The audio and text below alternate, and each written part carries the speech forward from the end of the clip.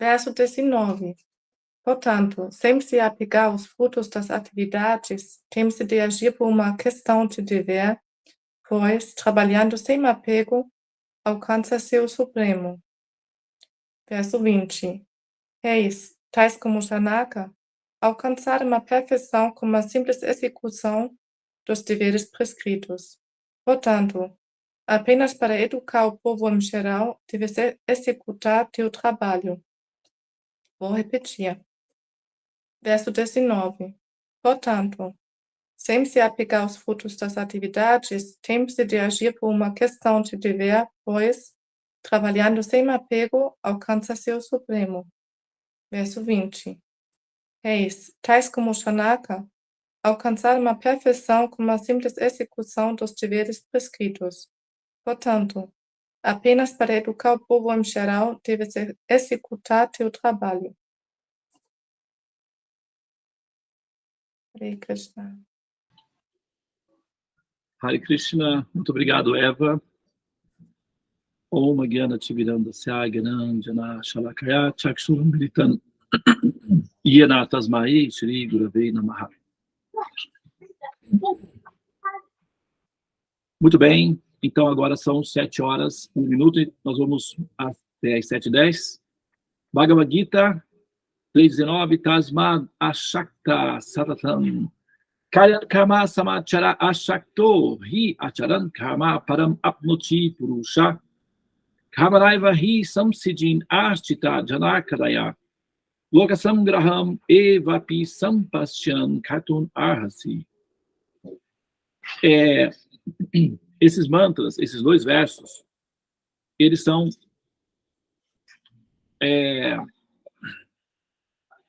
destinados aos educadores, né? Aos educadores.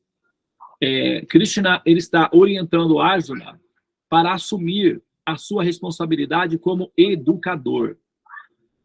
Tá? Às vezes, eu não sei se vocês já tiveram essa experiência, né? Tem algumas pessoas que fazem assim, falam assim, olha, eu só não desisto de tudo por causa dos meus filhos. Meus filhos são a minha força. Se não fosse eles, eu já teria desistido. Sabe? Então, seja por uma causa, normalmente os filhos são a nossa maior referência de força para os momentos em que nós estamos inclinados a sucumbir à nossa fraqueza. Aí vem os nossos filhos, a nossa responsabilidade, o nosso dharma, e a gente respira fundo, pega força e diz, vamos continuar na vida. Porque apesar de eu estar sofrendo e experimentando esse deserto na minha existência, tem pessoas que precisam de mim. Então, eu me sacrificarei para que essas pessoas sejam felizes. Não que eu me sinta feliz, mas farei isso por um dever moral. Isso chama-se Dharma. Isso é o Dharma.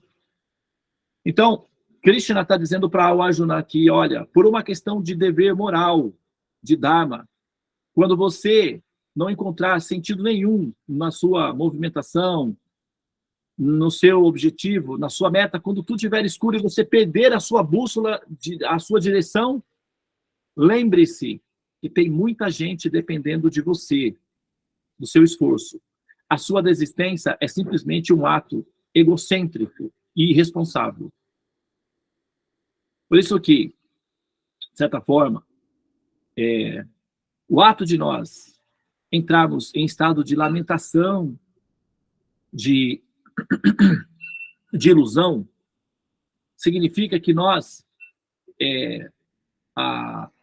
estamos jogando para outros o peso da nossa própria existência. E se há outros que são dependentes de nós, por questões de ética e dever moral, como é o Dharma, devemos, mesmo que a contragosto, tomar uma postura de resistência. Resistência. Tá? Isso é determinação também. É dito que tem pessoas que lutam pouco e são boas. Tem outras que lutam mais e são melhores. Agora, tem pessoas que lutam por toda a vida E essas daí não podem faltar na humanidade jamais. Então você que tem conhecimento espiritual, você que tem sabedoria, você que tem acesso aos conhecimentos, naturalmente você se torna responsável pelos demais ao seu redor. A força do mais forte tem uma função: proteger os mais fracos. Tá? Aquele que tem acesso ao conhecimento espiritual é porque tem bom karma, que permite com esse ser, que esse ser tenha acesso, que você tenha acesso aos conhecimentos. Então, é dito que, né, o pensador, o Homem-Aranha, o Peter Parker, né, ele sempre diz isso daí. Ele é esse herói, né, ele é um arquétipo do humano. Então ele está sempre em crise existencial entre o que ele gostaria de fazer e o que ele tem que fazer. O que ele gostaria de fazer é ser simplesmente um jovem, divertir-se, mas o que ele tem que fazer? Cuidar das pessoas. Então, ali é dito, atrás de um grande poder vem sempre uma grande responsabilidade. Então, o que nós queremos fazer? Sabe, simplesmente não ter responsabilidades e divertir, comer aquela história, comer, rezar e amar, só isso. Isso é o que nós gostaríamos de fazer, mas o que nós temos que fazer? Cuidar dos demais ao nosso redor.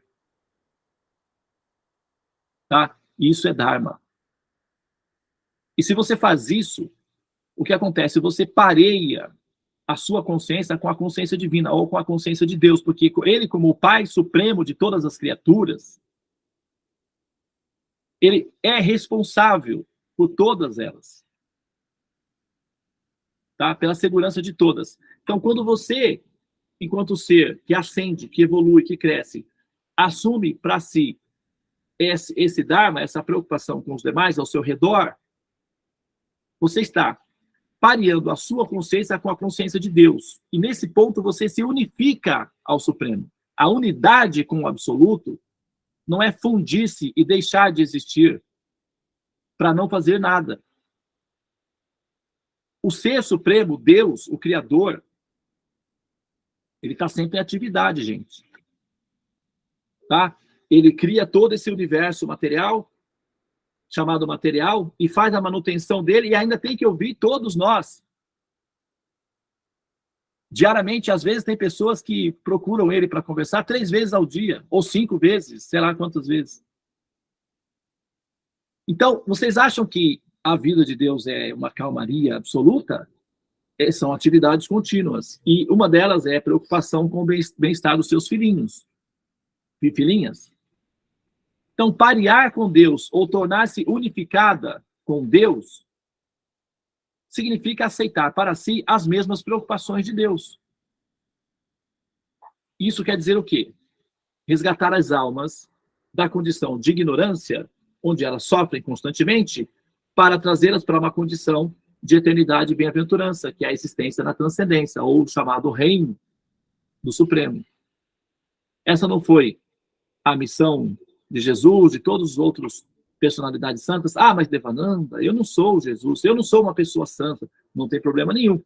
Possivelmente você deve ter pelo menos um cachorrinho aí com você, no mínimo. Ah, não tenho cachorrinho. Então, você tem você. Alguma coisa você tem, alguém. Então, a dimensão da sua responsabilidade pode não ser tão grande quanto de personalidades universais. Mas, possivelmente, você deve ter uma comunidadezinha ao seu redor. Normalmente tem. Né? Então, são essas almas ao seu redor que você deve se preocupar em emancipá-las. Porque o que você não quer para você? Renascer como ser humano para passar pelos mesmos ciclos de nascimento, crescimento, adoecimento, envelhecimento e morte. Você não quer isso para você de novo, certo? Certamente que não. Você está tentando resolver esse problema. Eu vou partir desse princípio de que essa decisão é algo consciente e coerente da sua parte. Você não está fazendo planos para renascer como ser humano. Possivelmente não, certo? Vou considerar que não, tá? Agora, se você não quer isso para você, você não vai querer isso também para aqueles que você ama. É uma questão de bom senso.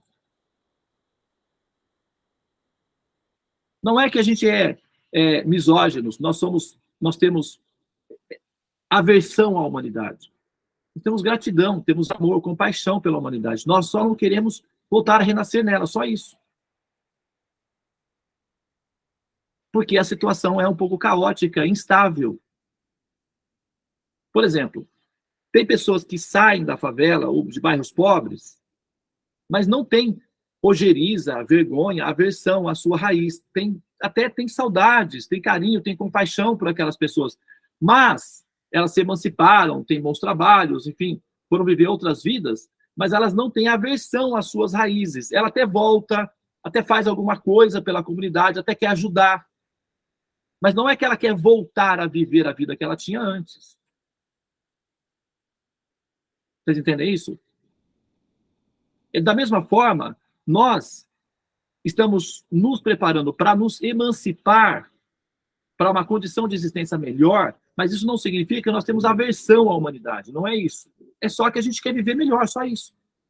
Isso é um desejo comum até. Tá?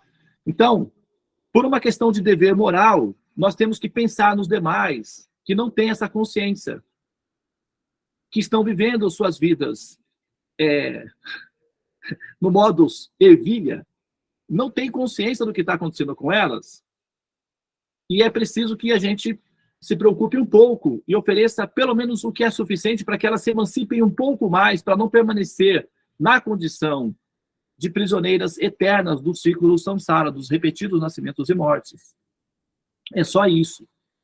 Não é que é impedido você de viver a sua experiência de prazer, de amor, de satisfação. Comer, rezar e amar, gente, é bom, é gostoso. Quem é que não gosta? Todo mundo gosta, vai, fala sério. Agora, a gente também quer ter uma vida melhor no futuro. E o futuro chega. Né? Então, por uma questão de dever moral, como está sendo falado no verso, nós precisamos agir. Tá? E essa é uma instrução das autoridades superiores. Aqueles que negligenciam as orientações das autoridades superiores e agem caprichosamente ou letagicamente, negligenciando essas informações e acreditam que ainda serão felizes e terão paz, simplesmente vivem uma miragem, uma ilusão. Esse caminho que é negligente, letárgico, ele é como um fio de uma navalha. E o que acontece quando uma pessoa caminha por um fio de uma navalha? Certamente vai dar algum problema aí, mais cedo ou mais tarde. Quando? No devido curso do tempo. Entende? Então a gente precisamos assumir a nossa responsabilidade como Dharma e atuar em equivalência a isso daí, para correspondermos à intenção das autoridades educadoras em relação a nós, educamos. Ok? Muito bem. Namastê. Hare Krishna, Krishna Krishna, Hare Hare, Hare Rama, Rama Rama, Hare Hare. Ó energia suprema, amor divina, desperta-me, eleva-me, envolve-me, protege-me. Hare Krishna.